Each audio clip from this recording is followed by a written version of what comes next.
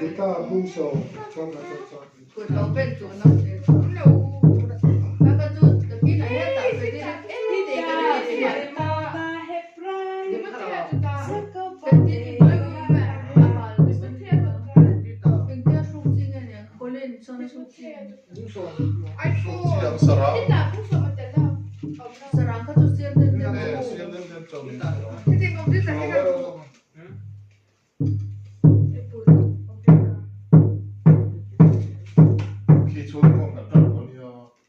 Vite pawag tiro lang kan patyan mo isolate sa ulan han pa oh tabo di ko en besela number song patum na pawag tiro lang không là chọn cái là làm về cho đúng rồi và thiên thôi là chọn ép tên chết thì ai không lại là ông dùng tên chết anh bên đó xí là bunso trong sa na hết tại không lên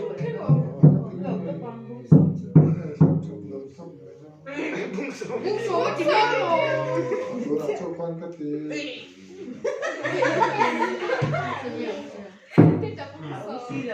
bên đứng lại